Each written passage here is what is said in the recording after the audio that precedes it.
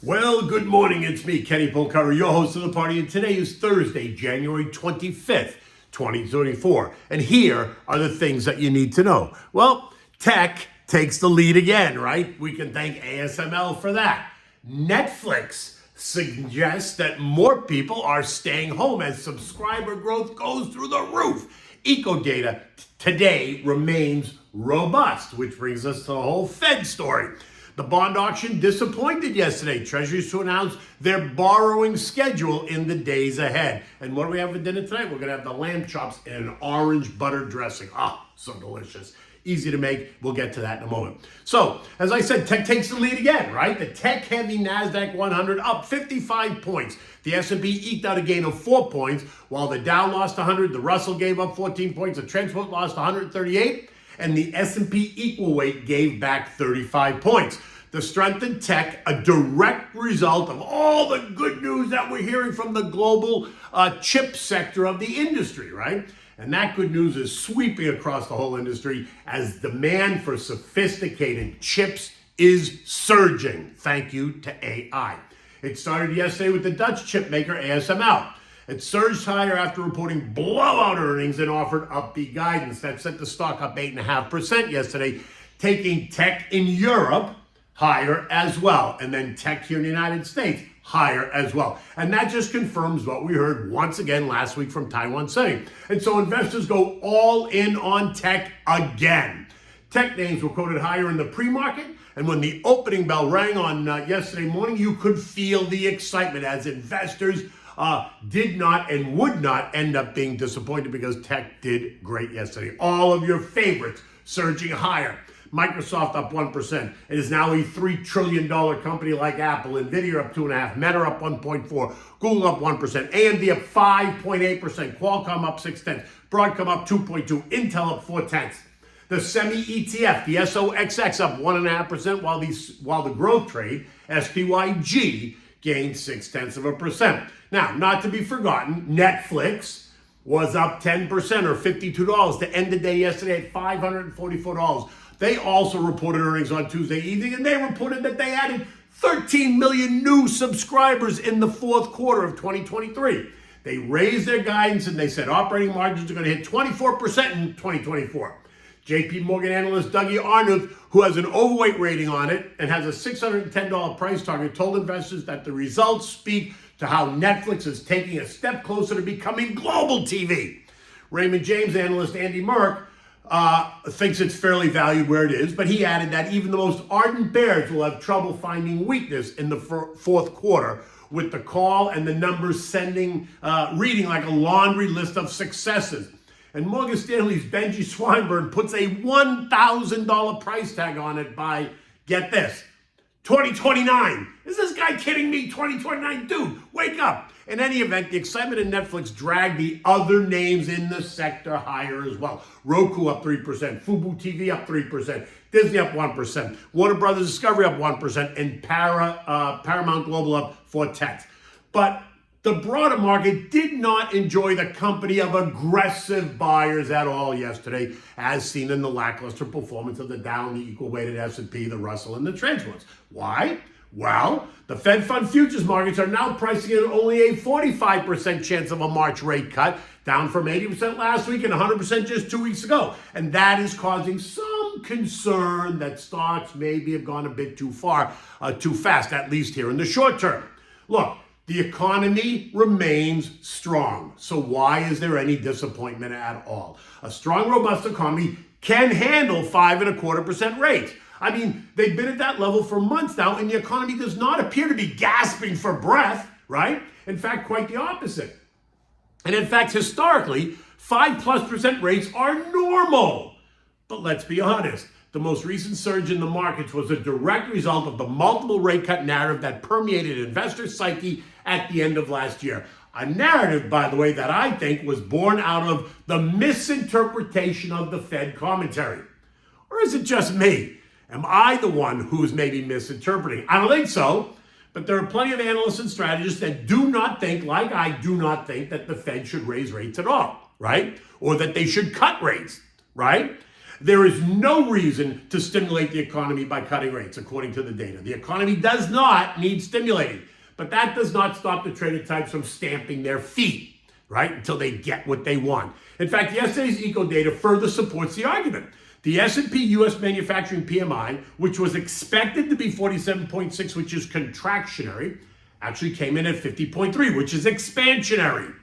The services PMI came in at 52.9, expansionary, versus the expected 51.5, which was expansionary, so it came in even stronger. The data suggests a healthy economy. It does not suggest a need for stimulus. Today brings the first go-around of fourth quarter GDP, and that's expected to come in at 2%, and in fact came in at 3.5% stronger than expected. We're also going to get personal consumption up 2.5%, durable goods up 1.5%, new home sales up 10%. This on the back of the strong mortgage apps report that we got on Wednesday that showed mortgage applications grew by almost 4% week over week. Tomorrow brings us the all-important PCE deflator, which is the Fed's favorite inflation gauge. Month over month expected to be up 0.2. Year over year is expected to remain unchanged at 2.6. The core deflator, which is ex-food and energy, expected to be up 0.2 and 3% respectively. So let's see tomorrow what that brings. Remember, the FOMC meeting is next Tuesday and Wednesday. Across the broad S&P sectors, we saw strength in tech was up 0.7, financials up 0.4, communication stocks up 0.6, and energy up 1.4%. The other 7 sectors ended the day lower, with utilities, consumer staples, real estate, and basic materials all down 1.3% or so. Healthcare down 1%, industrials down 0.6, and consumer discretionary down 0.4%.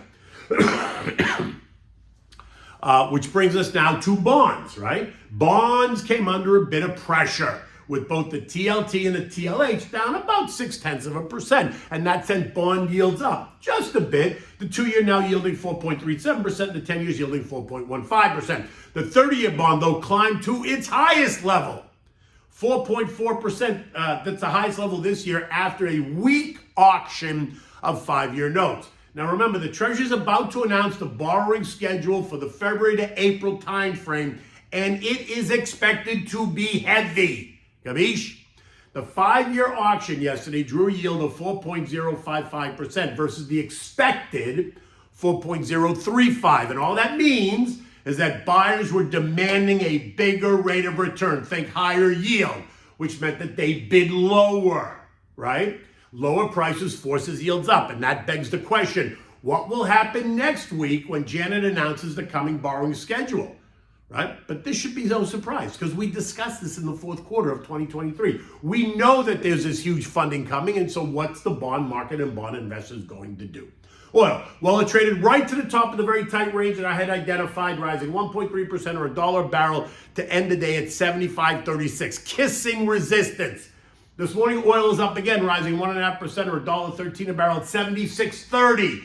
The news that China's central bank announced deep cuts to bank reserves is resulting in about $140 billion worth of stimulus to their economy, and that is expected to do what? Oh, increase demand for oil, blah, blah, blah, whatever. In addition, there's the ongoing conflict in the Red Sea, and while it's not been disrupted, while it has not disrupted the oil flow yet, that narrative could change at any moment. Oil is now on the north side of what was resistance at 75.42, leaving $78 now as the new target. Gold takes a dip lower on the firmer dollar, and the dollar is firmer because now it is expecting no change in monetary policy, right? A cut in rates would weaken the dollar, and that would help support gold, while a hold here in rates will further support the dollar, and that will put pressure on gold. And that's what happened yesterday. Gold fell by $15 an ounce to end the day at 2035, leaving it just 6 points above the trend line support at 2029.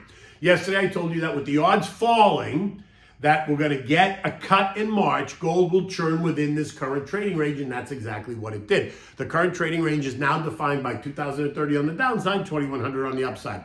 In order for gold to stabilize here, there needs to be complete clarity surrounding monetary policy for the next 3 or 4 months, and we know that's not going to happen, so expect gold and everything else to continue to churn. This morning, Dow futures up 100, S&P's up 2, NASDAQ was down 7, the Russell's up 10. Investors are going to digest today's earnings reports and await the economic data. After the bell last night, we heard from both Tesla and IBM. Tesla fell by 6% after Lonnie warned of slowing volume growth, while IBM surged by 8% after beating earnings and upgrading guidance. Recall, IBM is one of my favorites and has been for a while, and I love IBM. It's part of the portfolio. It's just what it is. It's big blue. Now, stocks in Europe are lower as investors await a policy decision from the ECB. They're expected to have rates remain unchanged, but they're also expected to hint at an April cut. PMIs across the zone did rise, leaving some to question whether or not a rate cut was needed. Norway held rates at 4.5%, and that indicated they indicated they would remain at those levels for some time ahead. Turkey, on the other hand, hiked rates to 45% as the inflation in that country surges out of control, rising to nearly 65% in December, up from 62% in November.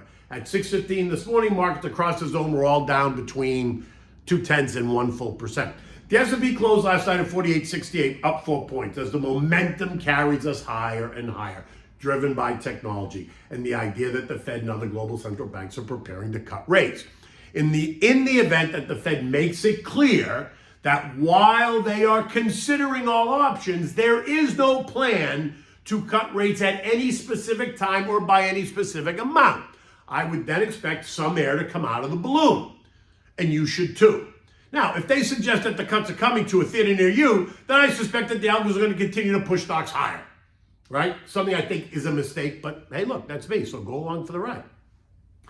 The S&P is up 20% off the October lows, which without as much as a 3% pullback during the past 12 weeks. So don't panic if we see some weakness post the FOMC meeting next week. In fact, I'm actually rooting for some weakness, right? But weakness does not suggest a crash. It just suggests some weakness and some churn. Because this straight up thing, that ain't normal either. And we need to shake the branches a little bit to confirm investor commitment. Now, the VIX has once again fallen to what? To the lows. And remember what I said last week, after the VIX spiked, if we saw the VIX retreat, then we're going to see stocks advance. And that's exactly what happened. The VIX went down, stocks went up. But my gut says that the next move in the VIX is going to be up once again, right? It's bumping along the lows here. It's only got one way to go, and that's up. So get ready for stocks to retreat at least a bit. Look, I can't emphasize it enough. Do not be surprised by some event that disrupts the up move. Do not be surprised if we suddenly hit a wall, right? And we back off. Know what you own. Know why you own it. Build a portfolio with a theme. Talk to your advisor. Better yet, talk to me. Give me a call. I'm always happy to talk. Okay, so now what do we have for dinner tonight? So this is grilled lamb chops, and we're going to make this with an orange butter. Now, you're going to make the orange butter. It's easy to make. You can make, it's an orange cilantro butter, and like any other herb butter, it's simple to make. Now, for this, you need a stick of butter. You need fresh minced cilantro, ground coriander, orange zest, and some salt and pepper. You can make the butter ahead of time and then put it in the freezer so that it's ready to use, and you always have some for use at another time because it's good on other things besides just the lamb, right? It never hurts to make a couple of different herb butters and have them in your fridge so that they're always available to you in a flash. Remember, herb butters are your creation. Make what you like. Try different combinations of herbs to arrive at a new favorite.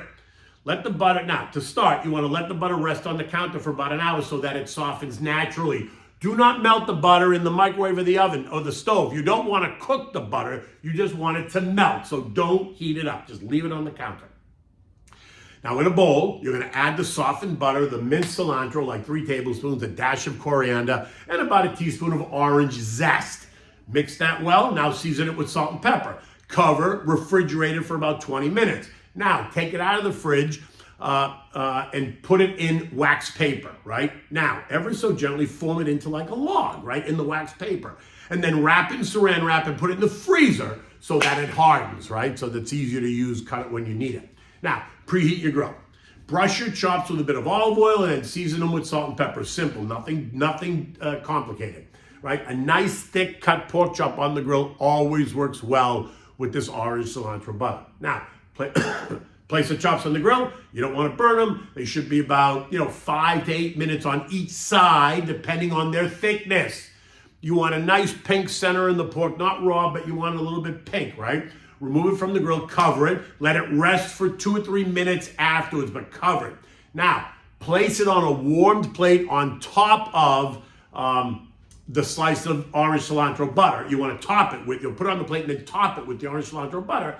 And serve this with, maybe a wild grain rice and a green vegetable, and enjoy this with something light, not a heavy red, but something like a Pinot Noir is light enough, or Chianti is light enough to go with this dish. You don't want something really, really heavy. I mean, maybe you do, but I particularly don't with this dish. I like something a little bit lighter. In any event, the day has just started. It still remains cloudy here, but it's not raining, so that's okay. I think the sun is supposed to come out on Saturday, so we'll see. We'll see. It'll be a nice weekend. In any event, until tomorrow, take good care.